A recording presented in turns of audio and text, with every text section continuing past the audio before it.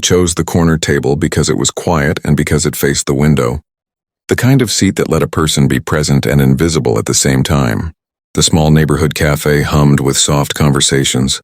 The clink of cups, the hiss of the espresso machine, and the steady rhythm of an ordinary afternoon.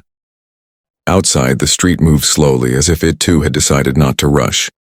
Daniel set his jacket on the chair across from him, placed his phone face down on the table, and unfolded the menu, even though he already knew what he would order. Tomato soup, grilled cheese, black coffee, simple, predictable something, warm without asking for much attention. He liked eating alone, not because he disliked people, but because solitude felt like a place where nothing could surprise him. It had not always been this way. There was a time when lunches were loud, filled with shared stories and laughter that spilled over the edges of plates. But years have a way of rearranging things, of thinning circles without making an announcement. Friends moved, jobs changed, routines replaced rituals, and somewhere along the way, eating alone became normal. Comfortable even. Daniel told himself he preferred it. No expectations, no need to keep up, no risk of saying the wrong thing. Just him, his thoughts, and the quiet reassurance of a meal that would taste the same every time. He ordered at the counter and returned to his table with a number, printed on a small piece of cardboard. As he sat, he glanced around without really seeing anyone, a habit born of politeness rather than curiosity. That was when he noticed her. She stood near the door, hesitating, one hand gripping the strap of a worn canvas bag, the other resting lightly on the shoulder of a small boy. The boy couldn't have been more than 7. His jacket was too thin for the season, and his shoes had the look of having outlived their best days. He leaned into her, his eyes moving across the room with a mixture of interest and caution. The woman scanned the cafe as if measuring something invisible.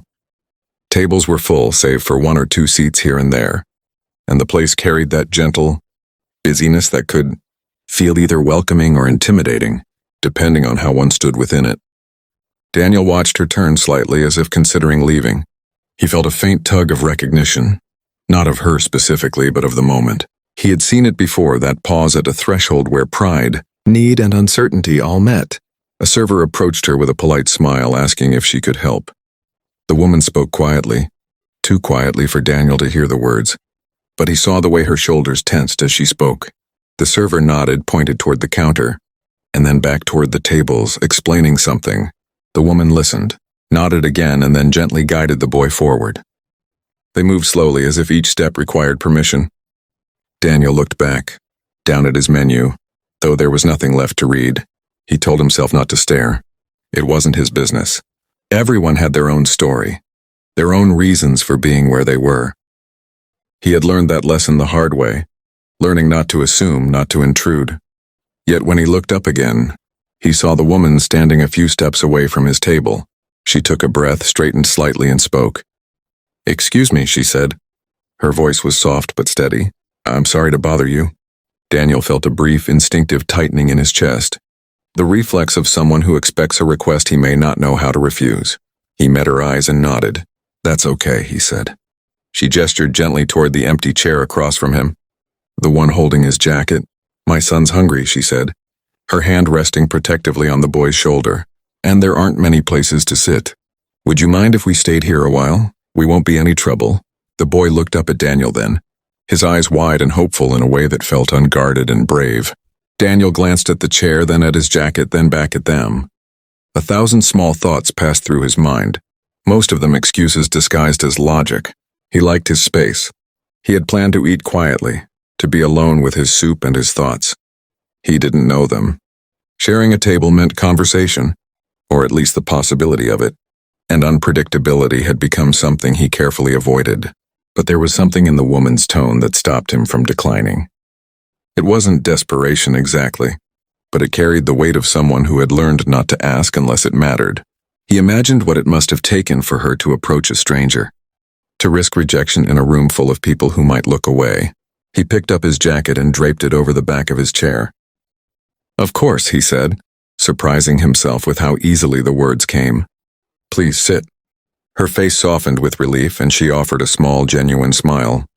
"Thank you," she said. "Really?" They sat. The boy climbed into the chair, his feet not quite reaching the floor, and immediately leaned forward to peer at the table, the menu, the salt shaker. The woman settled opposite Daniel, careful not to take up too much space. As if trying to make herself smaller, Daniel felt a sudden awareness of his posture, his presence, the unspoken agreement that now existed between them.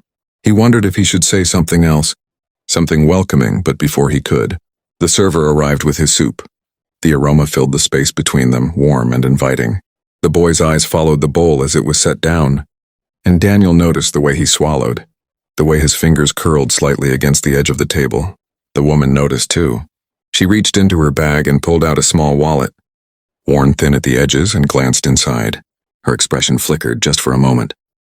"We were just going to get something small," she said, as if explaining herself to no one in particular. "A roll, maybe?" Daniel nodded, unsure of what to say. He took a spoonful of soup, the familiar taste grounding him. But his attention was no longer on the food. He felt the weight of the moment pressing gently, insistently. He thought of his own childhood, of his mother making sure he ate before she did, of the quiet sacrifices that often went unnoticed.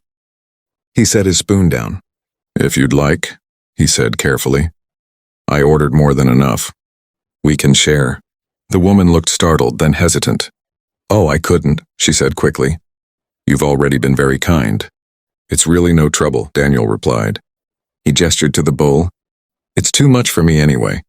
She studied his face, perhaps searching for something, and then looked at her son. The boy was watching the exchange with rapt attention, his hunger barely contained. After a moment, she nodded. "If you're sure," she said. "I am," Daniel said. The boy smiled, a bright, unfiltered expression that felt like a small light turning on in the room.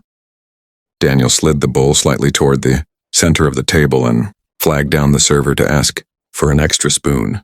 As they waited, an unfamiliar warmth spread through him.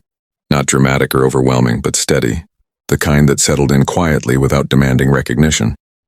They ate in companionable silence for a few minutes, the boy savoring each bite, the woman taking smaller spoonfuls, mindful of her son.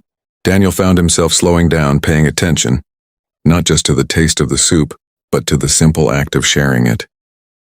He realized with a faint sense of surprise that the quiet he had sought was still there, just different now, fuller, more alive. When the server returned, Daniel ordered another grilled cheese, adding it casually as if it were an afterthought. The woman started to protest, but he shook his head gently. "Please," he said. "I insist." She hesitated, then nodded again, her eyes shining just slightly. "Thank you," she said. "My name is Maria, and this is Leo." Daniel smiled at the boy. "Nice to meet you, Leo. I'm Daniel." Leo nodded solemnly, then grinned. "I like soup," he announced. Daniel laughed, a real laugh that surprised him with its ease. "Me too," he said. As the meal continued, they talked a little. Not deeply, not about anything heavy, but enough to turn strangers into something softer, something more human. Maria spoke about the day, about errands and walking longer than planned. Daniel shared a few small details about his work, his routine. Nothing remarkable, and yet everything felt important in its ordinariness. When they finished eating, Daniel paid the bill before Maria could reach for her wallet. She protested once more quietly, but he waved it off. Outside, the afternoon light had shifted, casting longer shadows on the street. Maria gathered her bag. Leo slipped off his chair and they stood. "I don't know how to thank you," Maria said. Daniel shook his head. "You don't have to," he replied. "I'm glad you stayed." She smiled, the kind of smile that carried more than words. "So are we," she said.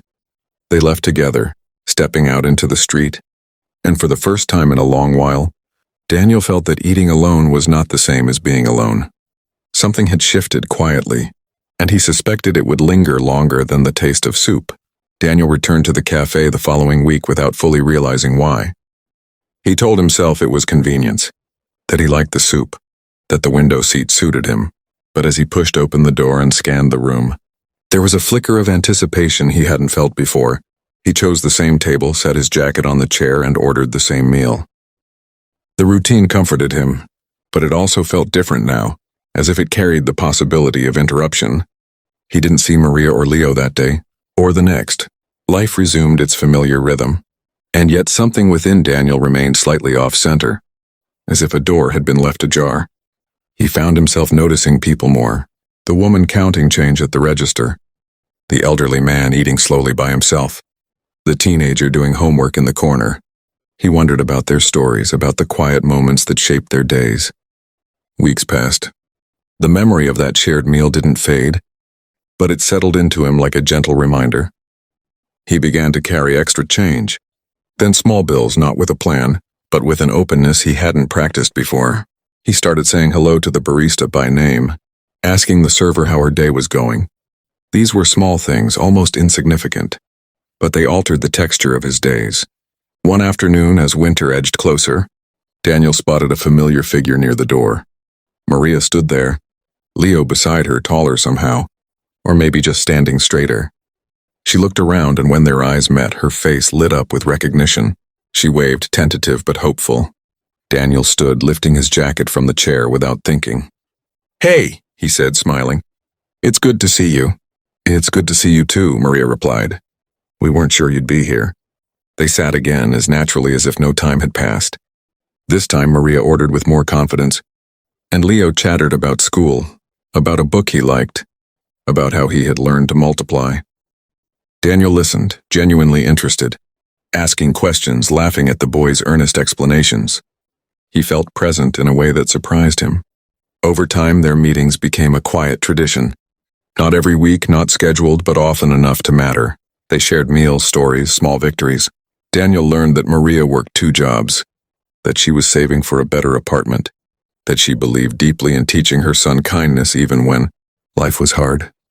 Maria learned that Daniel had once dreamed of traveling, that he loved reading, that he was learning how to open himself up again after years of keeping things neatly contained. One evening, as they walked out together, Leo ran ahead, chasing his shadow.